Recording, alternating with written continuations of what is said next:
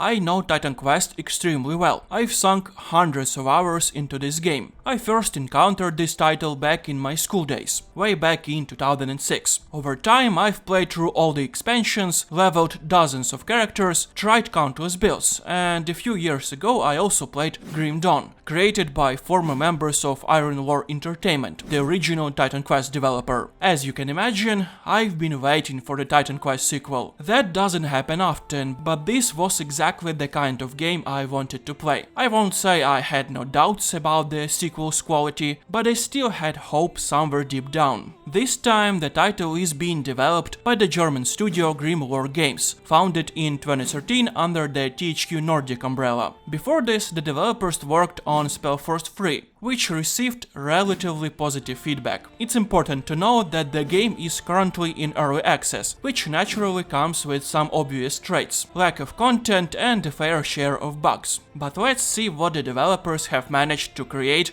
within the mythological setting. Let's start with a key question, the technical side. This is important because the sequel was developed on, God help us, Unreal Engine 5. How's the optimization? How does it play? Honestly, pretty well. Here's my setup. I played on max graphic settings at 2K resolution, and during several hours of gameplay I've noticed no crashes or serious frame drops. There were some dips and downs, over 100 FPS in caves, dropping to around 70 in open areas, but nothing to really complain about. Occasionally I've noticed micro stutters when the next section of level was loading, but funnily enough this also happened in the original. This doesn't affect comfort that much. I'm not completely happy with the DLSS implementation though. In-game it looks sharp enough, but in recordings the blur is noticeable. Later I tweaked some settings and it seemed to improve, but keep in mind my first few hours of recorded gameplay came out less than crisp, and YouTube compression will only make it worse. In the actual game it looks much better. Also, during my whole time playing I only encountered one bug. My character got stuck near some ladder after the go down command and decided to breakdance. I'm not sure how it will perform on weaker machines, but honestly, I've seen much worse performance from other Unreal Engine games. I think there could be performance drops for some players, since the system requirements are a bit demanding, but I haven't seen anything that couldn't be fixed with future updates. Surprisingly, I have very few complaints about the technical side at this stage. Visually, I'm both impressed and a little disappointed. On the positive side, the production value of cutscenes has improved greatly. The first Titan Quest also had them, and they even weren't bad, but you could count them on one hand. In the sequel there are far more, they are more beautiful, grander in scale, and sometimes use a painted art style similar to the last Chinese expansion from the original. The few cutscenes I've seen so far left a good impression. The in-game visuals are also solid. The level of environmental detail stands out immediately. For all the quirks Unreal Engine 5 brings to the development process, it's capable of generating phenomenal, high-quality and aesthetically pleasing worlds. Beaches, ruins, mountains, trees, all beautifully done. I didn't encounter a single empty or illogical spot. Every scene is decorated with detail. A cart with tools here, a fence, a boulder. At times the atmosphere brings back the memory of the first game, with narrow corridors, occasional open areas, and panoramic views of locations you can actually reach. Like in the original, if you can see it, you can go there. The developers clearly understood they should make use of this, so sometimes the camera pulls back to let you see the whole picture. I'd give the environments a solid 10 out of 10. There is a slight feeling of claustrophobia, but I can imagine a hack and slash or ARPG done differently.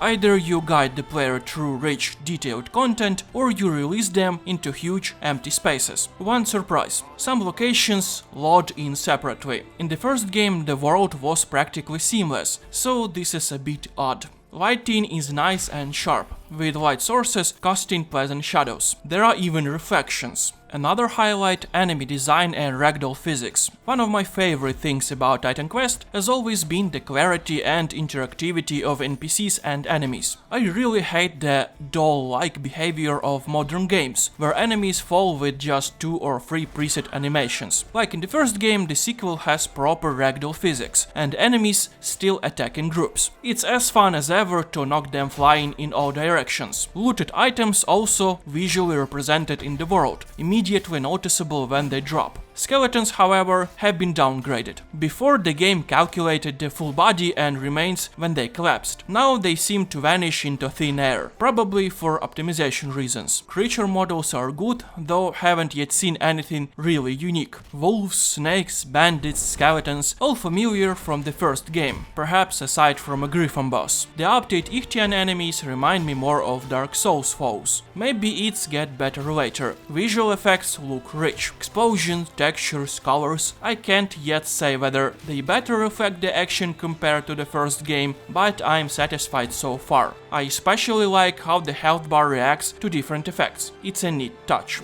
Now the downsides. Our protagonists' models look pretty bad. The male ones especially are a mess. The female ones are slightly better. The hair in particular looks cheap, exactly like certain Fallout New Vegas mods I've seen, which really triggered me. This might seem like a trivial issue since gear will cover most of the model anyway, but to me it signals about developer laziness and lack of attention to detail, especially since it's identical to mod assets. Maybe they'll fix this in the future. A bigger issue is the completely generic UI. They tried to recreate the original but ended up with a terrible parody. The main problem is the lack of proper color separation. The interface often blends into the environment because they choose a soft, muted palette so it wouldn't distract the player. Exactly what they shouldn't have done. Menus for skills and equipment can make your eyes hurt after a while. Only occasional green tiles and a few standout icons break up this mess. Then there are also the ugly square frames. The sequel is genuinely hard to look at sometimes. The icons are okay, though seems identical, but functionality has suffered. It's harder to distinguish enemies, items and descriptions at a glance. You have to focus more than you should. And overall, I didn't feel any strong artistic direction in the game.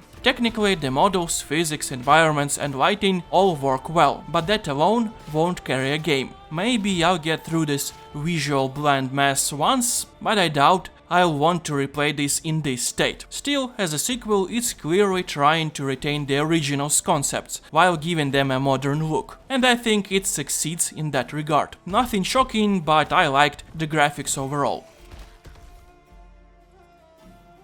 Sound follows a similar pattern to visuals, mostly good with some issues. The weakest part of the original, music, has finally been improved. In Titan Quest there were only a few tracks, which quickly became repetitive, so I usually played my own music in the background. Here the soundtrack is much better. Epic tracks, ambient pieces, all authentic, pleasant and rich. Sound design, however, has lost some of its personality. Technically it's fine, impact sounds, effects, everything works, but enemies no longer have as much distinct audio identity. The Ichthyans in the original had their own unique sound. Now you're just pounding away at generic punching bags. Another Ichthian smoke signal. They're coming for the elevator. Cover the warrior beside you. Beat the monsters back.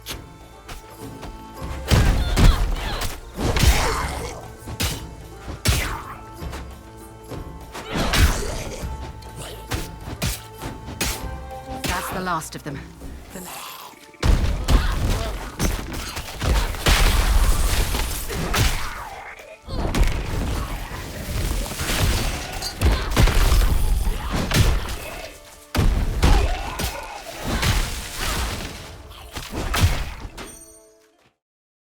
Ironically, in the original, the sound design made up for the bland music. Here it's the other way around. Voice acting is serviceable but lacks variety. I've heard only a few repeating voices so far, and it's a deal breaker because you'll hear more dialogue in this sequel than in the original, so the sameness stands out. But I guess no one playing this type of games for Oscar-worthy voice work, so it's fine.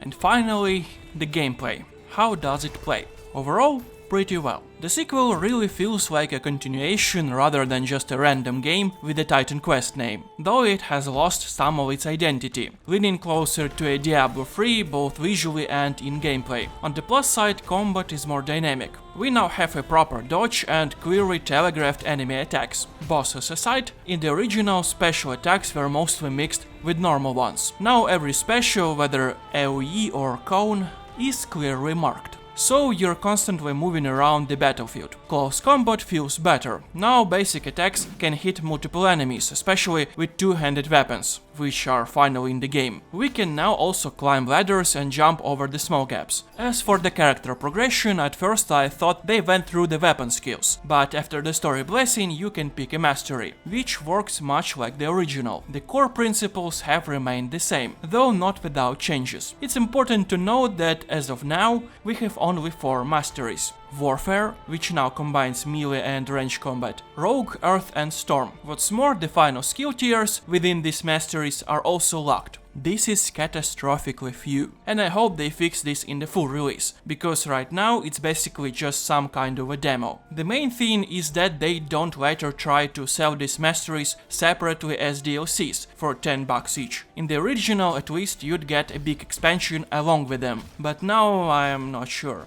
Anyway, what's about leveling? The attribute system has been changed to 4 stats: strength, dexterity, knowledge, vigor, which passively influence fitness, resolve and cunning. These secondary stats improve damage from poison, fire and so on. Overall it's the same as before, except we've lost the ability to manually increase our mana pool. You don't increase it through attributes, but rather through skills in your masteries. We still have the skill bar that you need to level up to unlock each new ability tier. However, new points for this bar are given only for completing quests and challenges. It's not as bad as it sounds, because now we focus entirely on leveling without having to spend points on just numerical stats. Skill points themselves are now divided into active and passive ones. So goodbye to one-button builds where the most of my abilities just passively boosted something in the background. For example, I picked Warfare and combined it with Earth, so now I consistently use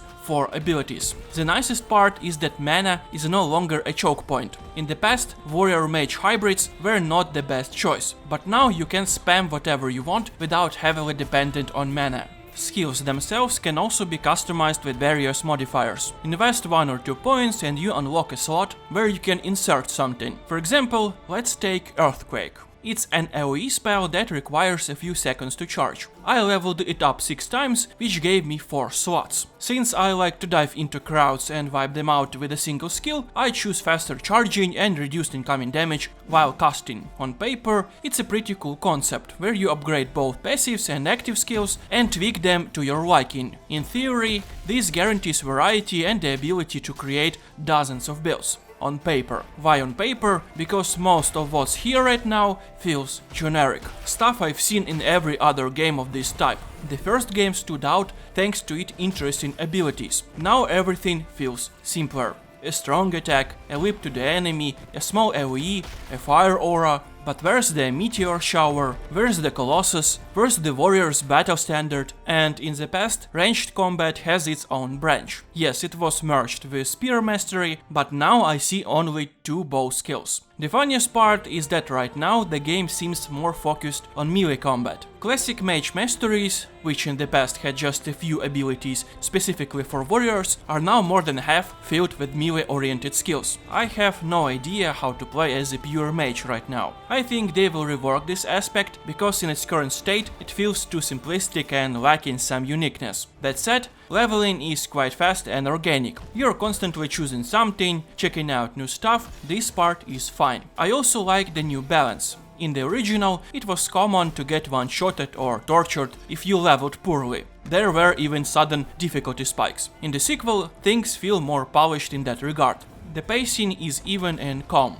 Boss fights still require your attention, of course, but you'll rarely face random deaths. Also, there are more quests now, and even some rudimentary attempts at real dialogues. Sure, there are still fetch quests, but hey, it's progress. On the downside, amulets are gone and replaced by their own type of currency. So far this only given me a few attribute points from an old lady NPC, but I can see the potential for randomizing gameplay. This was a big issue in the original. All you could do was run the campaign. In Green Dawn, for example, there are separate high difficulty locations and crafting. It's too early to say for the sequel, but I do see improvement in this direction. Still, the sense of real progression has been lost. Yes, there is a fair amount of loot and you can choose from it, but you just walk forward without much thought. The opening plot with the goddess Nemesis doesn't inspire me yet, though her design is excellent, because we're just wandering around through nameless villages. There is no hint of grand cities like Athens or of other cultures like Egypt. You just walk and that's it. Again, we'll have to wait for the full release, but the first game motivated you to push forward much better. A few words about controls. Besides the option to play on a gamepad, which feels pretty nice, there are 3 control schemes. The new one, the classic left mouse button style, and the more action-like Lost setup.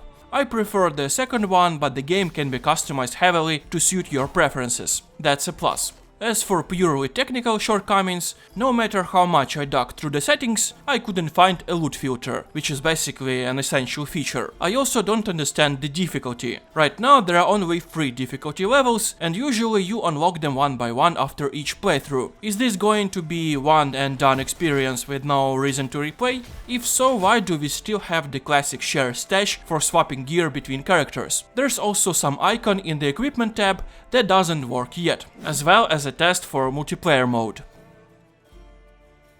So, the final impressions. Surprisingly, I expected far worse. It feels like an open beta, but I enjoyed it. I'll definitely finish it once and then see how updates and expansions shape it. Technically, it plays and looks great. The game lost some of its identity by following competitors, but it's still a modern, quality product. I wouldn't necessarily recommend it to buy right now, even on sale, but I'd rate it around 4 out of 5. No silly auction houses, no microtransactions, just a quality single-player adventure that could be even better with time. There aren't many games in this genre right now, so at least I recommend keeping an eye on Titan Quest 2.